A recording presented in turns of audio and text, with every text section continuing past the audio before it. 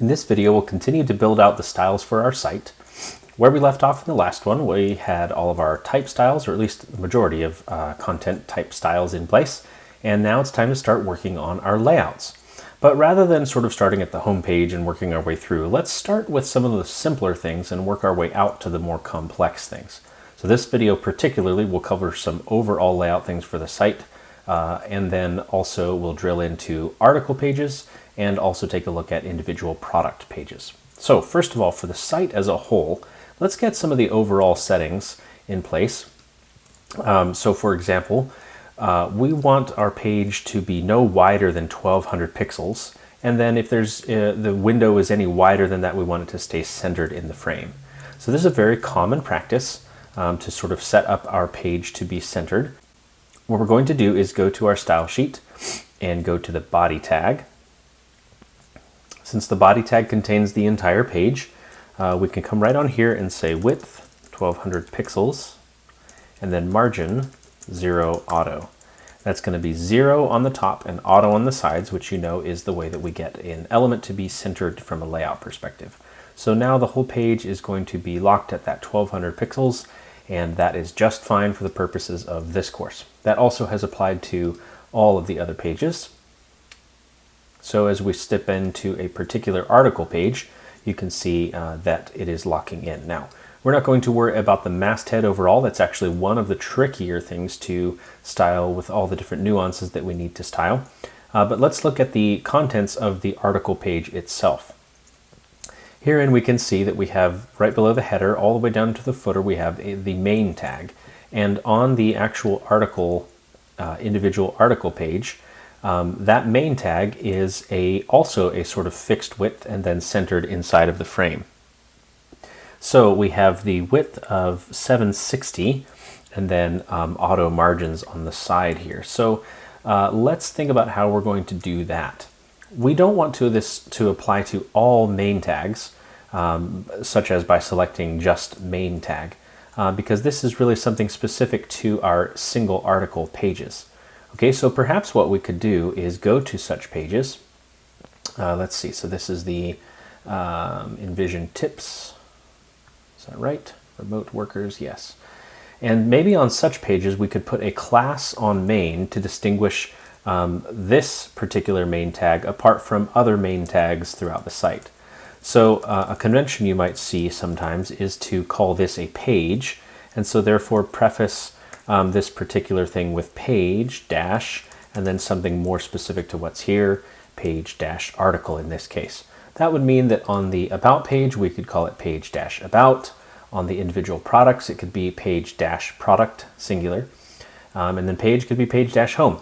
And then anything that we do that is specific to this will be alphabetized right along with page dash article. All right, so that style itself allows us to now go down here and say,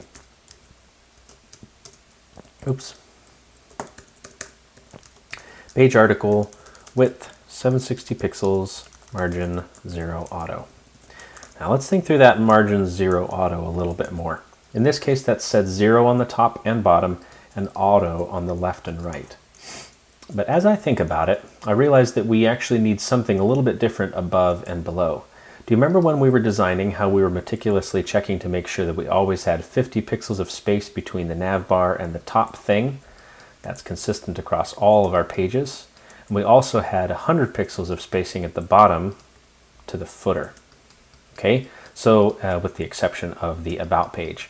So with that said, it may behoove us to set up that margin top and margin bottom to be the case on all main tags. In fact, I would think that anywhere else we would want that centered as well. So I'm going to pull off the margin setting and go to all main tags and say all main tags are going to have 50 pixels on the top of margin and 100 pixels on the bottom. And then with this middle value set to auto, that's going to still apply to both left and right. Now you may need to tweak this to what you have in your site, and hopefully you've been consistent as I have, so that you have something really consistent across all of your pages, such that if you just adjust these values to match what you have, you may be in better shape. So when we say all main tags get that 50 pixels at the top and 100 pixels at the bottom, and then we come on to this particular main tag and say page article gets a width of 760, the result is that that single article gets centered in the layout, furthermore inside of the body tag, just the way we want it. Okay, so now let's dive in and think about the spacing inside of this layout. In my case, let's go to the actual article. Here it is. I want to get to 100% zoom by hitting Command or Control 0. And then what we need is to set up the appropriate amount of spacing from that first heading down to the author and date line. Okay, so this is going to be something unique to this particular setup, at least as far as we know. So in order to add that margin, we need to think, what's the best place to add that?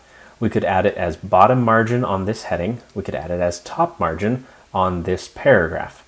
So let's go see what we have going on in the article already. I see we have an H2 and a P with a class of subtext. Okay, so we don't want that on every place that we have subtext, and we don't want it every place that we have H2. So we're in a situation where we may want to put something more specific on one of these. So let's go on here and say article title. Okay, and spell it correctly. Okay, good. So article title can now be what we can use to select this element. And we'll go up to the top so that it's alphabetical. We'll put article title. We'll say margin, bottom, 10 pixels. Okay, we come over here and refresh, and we see that we get that desired spacing. Okay, good deal. So of course we want to make sure that we go and put that article title on all of my articles, but I'm going to finish out this article page and then go through and sync up all of my other articles with the same settings. But we're noting to self that we put a class on the H2 here called article title. Next up in our mockup, we realize that there's also some space below the author date line here. It's 30 pixels. Okay, so we could now go and add a meaningful class onto here. So we already have the type subtext. Again, we may not want to confound the specific spacing settings here with what we're doing on all type subtexts. So I'm going to add a second class here, call it article date author. Okay.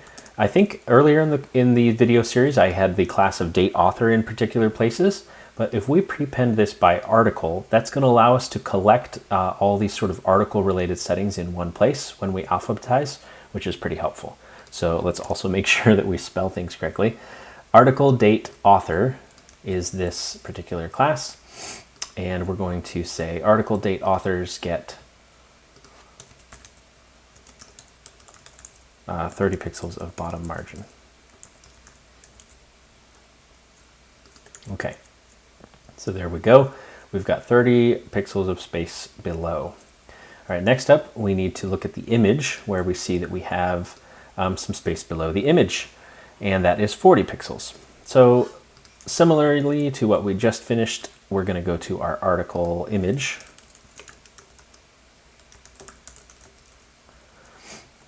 And add some margin. Now, little trick with the image here is that images are not block level by default.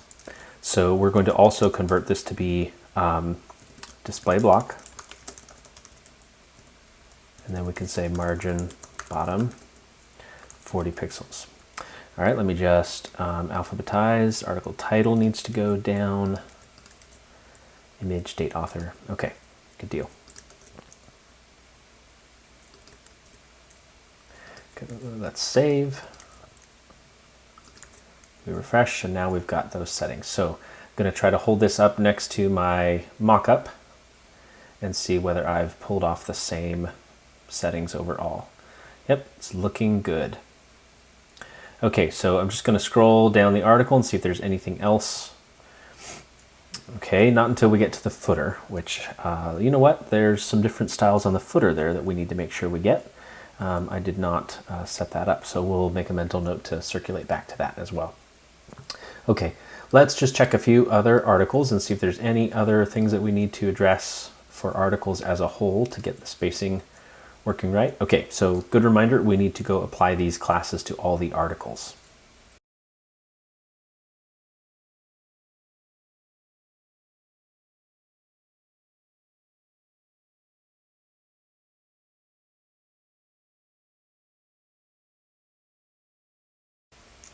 Okay, with all those classes applied to all the other pages, we can see that it's being applied here on this particular article. Oh, we do also need the class on the main tag itself.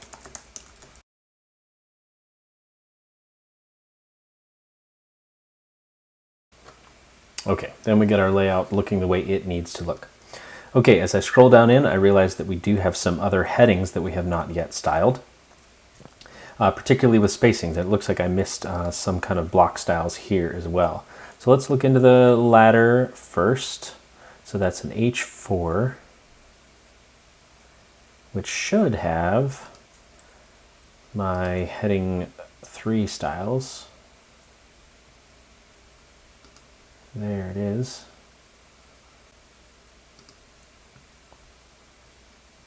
Looks like I just forgot to put an H4 around there. There we go.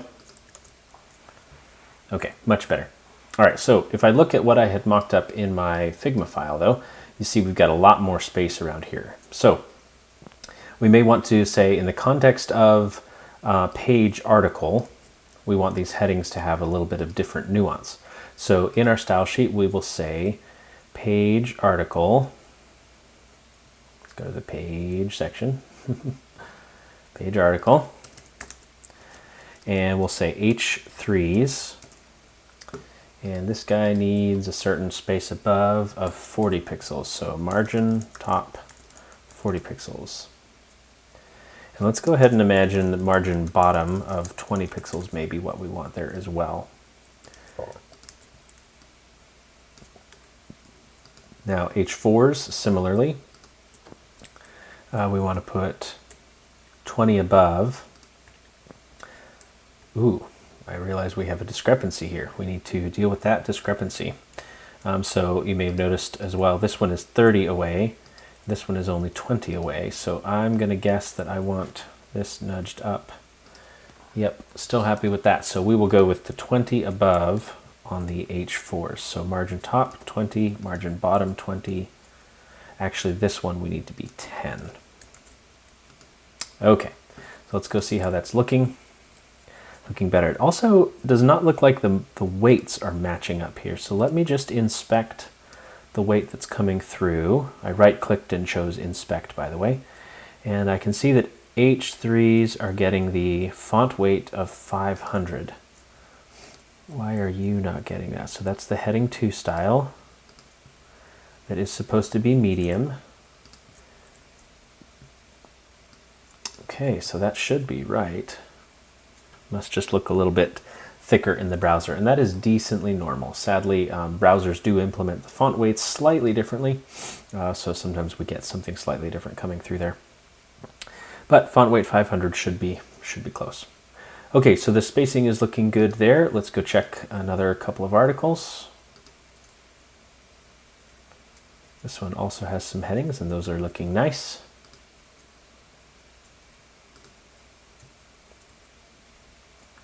Okay, happy with that. And last, very good. Okay, so we've done some basic content styling just for articles, and things are looking really nice there. So let's go ahead and deal with that footer before we forget about it. The footer should have 50 pixels of space below it. So let's select footer.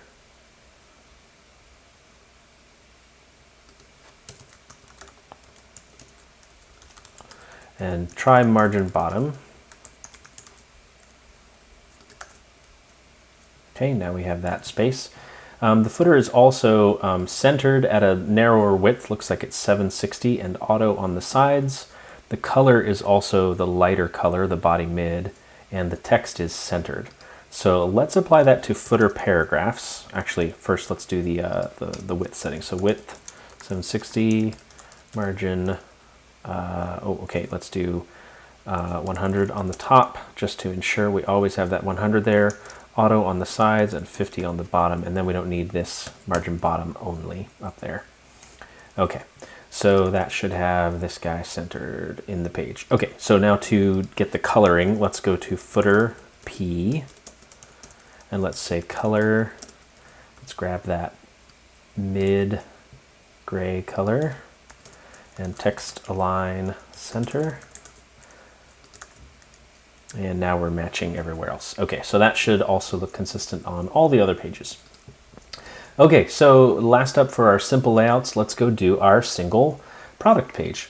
Now here is an opportunity to use our flexbox technique because according to the mockup, we want products to sit where the image is sitting beside the content on the side. So you could imagine that our main tag could be our container, and the tiles are the image and the content on the right. Okay, so we may need to modify our markup a little bit in order to accomplish that. We'll aim to do so in as semantic a way as possible. Let's go to that laptop stand, and let's see, we've got the main tag that is going to be our flex container, but let's follow the convention we suggested on the article page where we do this, like this page, and do product, singular product. Okay, so we have the image, which can sit on the left-hand side, but now we should probably group everything else to sit on the right-hand side. So let's add a div here, and let's say product info. And let's do product content. Indent that, and close the div at the bottom. And then let's go ahead and put a class of product image on the left there. Okay, so that shouldn't have affected anything over here yet. Now we're going to go and say page product is going to be display flex. So page product. So let's see. Page product display flex. And we'll go ahead and put some of our, okay, no, let's just see what that does for us, okay? So that has now made the things tile side by side, but the overall spacing and size of the things is not quite right yet. So let's look at what we have in our mockup. Looks like we actually have it set up where there's 120 pixels with space on the sides. So the total space when you group these two would be 960. So it would probably be good for us to add a width of 960 and then do our margin. Oh, it should already center because we did that on all main tags. Remember, all main tags have 50 at the top, auto on the sides, 100 at the bottom. So that's going to center it, that when we add this width of 960, it just gets centered in there. Okay. So we're in really good shape. It's very close. All that's missing is really the gutter between the two, but we'll do a few other things to make sure that this works out the way we want it to. Okay, so you may notice that the image is 460 pixels, which thankfully that's exactly what we told the image to be when we exported it. We exported at that size, but just in case we make a mistake and forget to do that when we export an image, we might want to actually come on here and tell that image to be exactly 460 pixels. So product image width 460 pixels. Okay, then we also want to fix the width on the box on the right hand side, and that should be also 460 pixels. Okay, so we're going to go and we're going to say select the product content and also make it 460 pixels. Okay, so the result then is that we have this container that is 960 pixels, and it has these two things sitting inside it, which is leaving a little bit of a gap on the right hand side. It should be leaving exactly the amount of gutter that we have between these two. So one quick way to adjust our overall setting, so let me actually put some, let's show you a little technique that helps with this. If you put a border on the element that you're troubleshooting, something like a solid red border. So this is the page product. So this would put a border on the whole space here. then we can go and put a different colored border on the two other elements that we're working with, let's say a green and blue. You can then see how the layout is working out, where the two elements are sitting and they're butting right up against each other, and there's a little bit of extra space there. Okay, so that extra space should exactly match the gutter that is here, but we just want that space between them. So I said it, didn't I? Space between. Isn't that one of our Flexbox settings? So a great way to get that to apply would be to just go into our page product and say justify content, space between. Okay, so that's going to take any extra space and evenly distribute it between the items. And so in a case like this, where we only have two items, that ends up by creating the exact gutter. Now, you may prefer to actually get in here and specify exactly the gutter that you want, perhaps as right margin on the image. That may be the more precise way to get where you want to go. Okay, let me demonstrate one other thing that you might be running into if you have more content on the right-hand side than you do on the left-hand side. And that is that Flex elements have a certain setting that tells the whole boxes to stretch by default, so that the two sides are matching in height. And you can see here that's created an undesired stretching on our image. So all we need to do to correct that, if you are running into it, and you might want to do it just in case, even if you're not running into it, that is to go onto our Flex container again and add the align items, and then use one of these settings. So stretch is the default, but Flex start would override the stretch setting and say instead align them up to the top. Some of the other settings here, just for the reference, are things like Flex end, which would have the bottoms of the two elements aligning. Another option is center. This comes in handy if you ever want the two things to be centered from side to side. All right, I like Flex start for our purposes. And there we have our product page. Okay, let's go ahead and deal with the buttons while we have them. You may recall the button class that we have set up here is something that we're using throughout the site. Okay, so this is a hyperlink, and we want to begin to do some box model things with it. So let's convert that button class to be display block. Okay, you'll now notice that it will fill the whole space that we have there, which we'll deal with in just a minute. But according to my mockup, it should be centered in the space. So let's do text align. That's going to align the text to the center.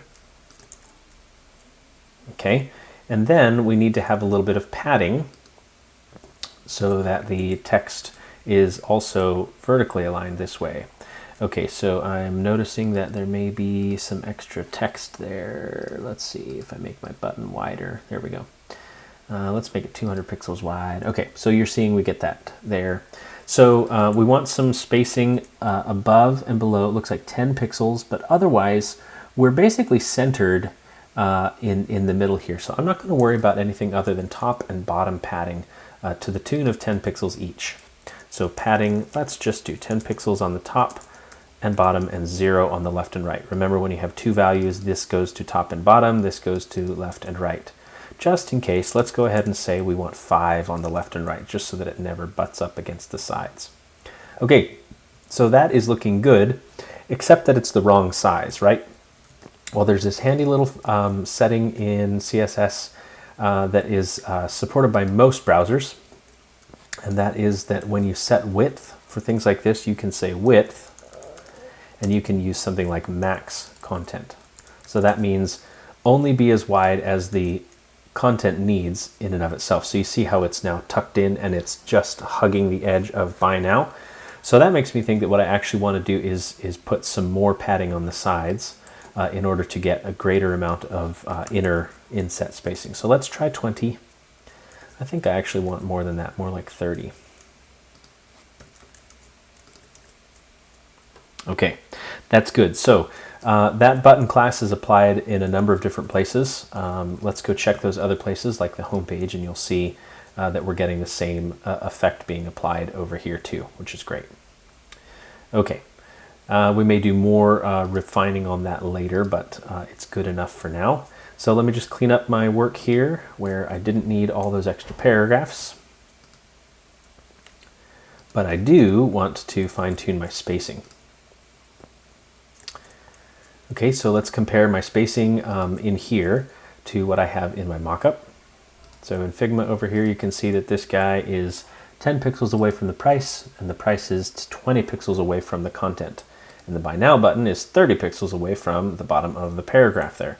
So let's see, we could double check what we have going on here. There's just an H2 there. So this is maybe the product name.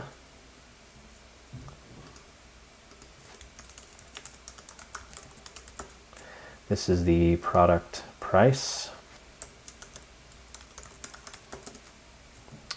And let's see, this is the product buy button. And it's okay again to have two classes. I know there's a little bit of repeat there. That's okay. So product name can get some bottom margin of 10 pixels.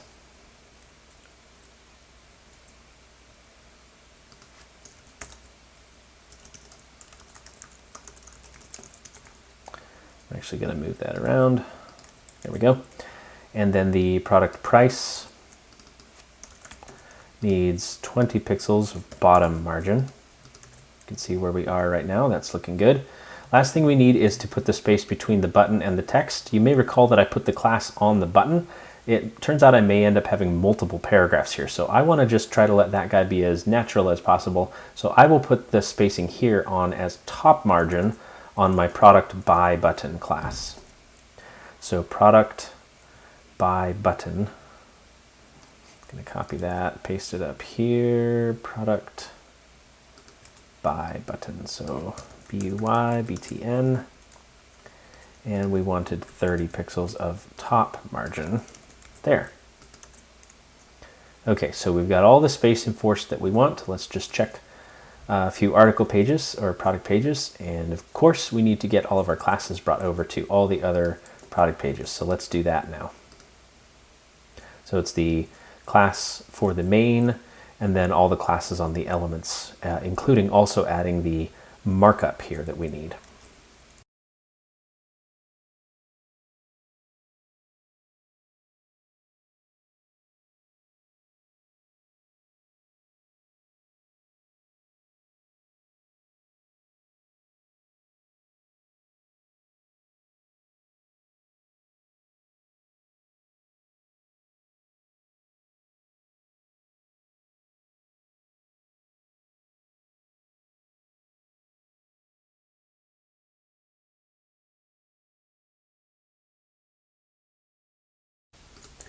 All right, we can see that style is applying here overall. However, there's one other piece that I forgot about, and that is that my images have a border on them. So it's that body mid, and it's 1 pixel. So let's go over and set that up. So that's going to be on our product images. So our style sheet, product image, border, 1 pixel solid, and then we just need that mid gray color. Product image, where'd you go? There you are. Okay, and there we've got that nice border on there. Okay, so we are all set to go. Let's just double check those products and make sure that they all are looking the way they should.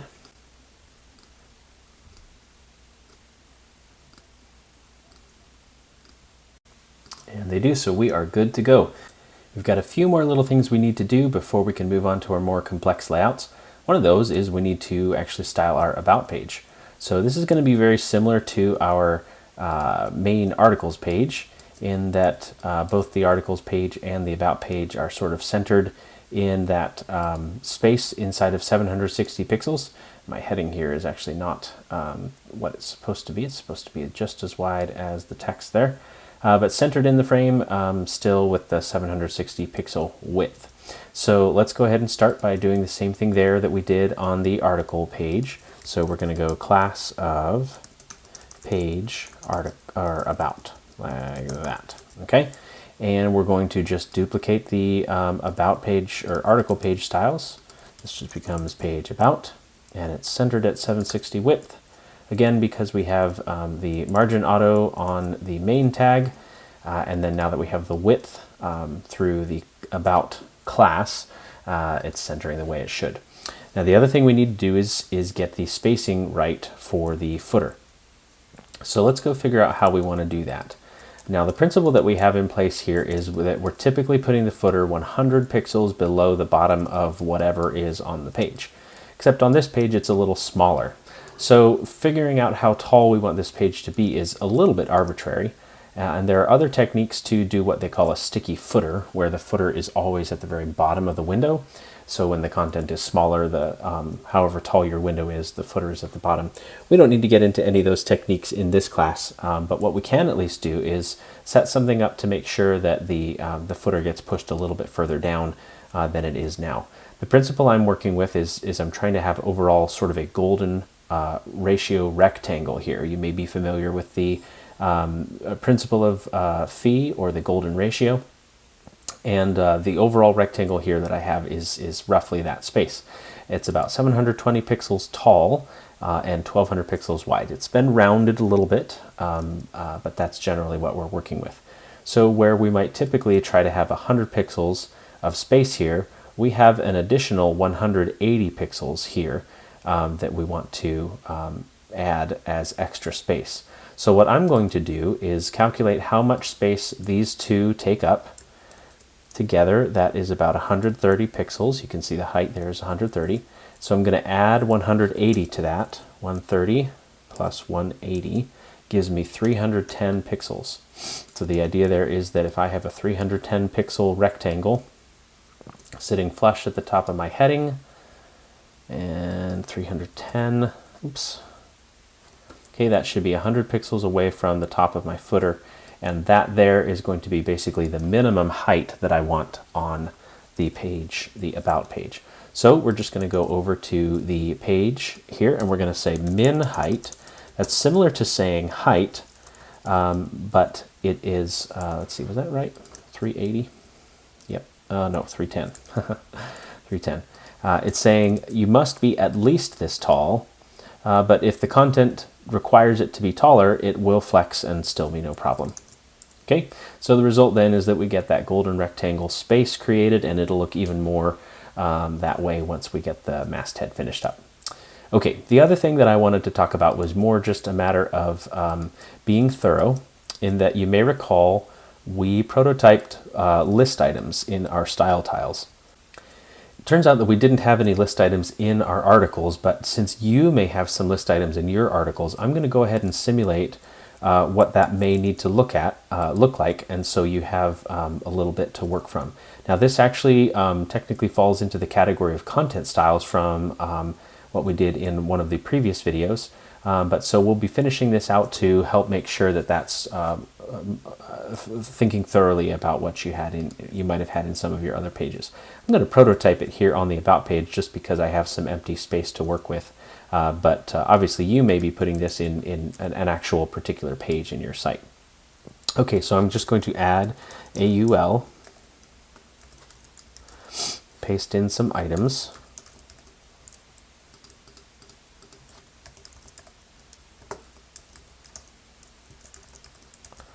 Okay, we go refresh the page and you can see the list item. Now you may notice that this is looking a little bit odd. Oops, first of all, it helps to have an actual UL tag here, huh? Okay, there we go. So you can see once we do this, we actually don't have the bullets there. This is because of what we did with the Meyer reset, where we actually, one of the things that did is cleared out all of the list items, all of the default list styles, including the bullets on list items. So we're going to want to go and put that back in, but we're going to put it in a little bit more selectively. Rather than putting it in on all LIs, we're going to be specific to those that are inside of ULs. So TU would go here, and we'll actually group it with OLs as well. And in this case, we want to create some space on the left side. So let's use margin left and set it to 40 pixels. Okay, let's see where that got us. See, that pushed those list items in. That's great. All right, next we want to add those bullets back in. So let's do list style disk. Okay, and you can see we got those bullets back. In fact, we got those bullets back on the navigation menu as well. So this is something you'll see we're going to have to go and undo unless we get a little bit more specific, such as saying, for example, that we do this only for UL and OL that are inside of main. Okay, well that's helped here, but not necessarily on the home page where we have list items and products, etc. Okay, so we're going to end up in a situation where we either have to override them here, or we have to do something unnecessarily specific for the most part where we use them. So we're going to stick with this one, knowing that we're going to need to go and undo these settings elsewhere. Last of all, we want to just add a little bit of margin bottom to make sure that we have the bottom spacing. And again, these are all things that you may want to adjust depending on what you actually have in your site. Oh, and I am going to pull that out so that it's all UL and OL. Okay, but let's go ahead and while we're thinking about it, go ahead and clear that out for the one up in the nav, since we have some things going on up in the nav already. So we can say, just about here, we can say nav UL list style none and margin left 0. Okay, so we basically undid that effect up here, but we have it applying to UL by default, and that'll give us a little bit more work to do on the next pages, which is a great segue to our more complex layouts. So we'll see you in the next video.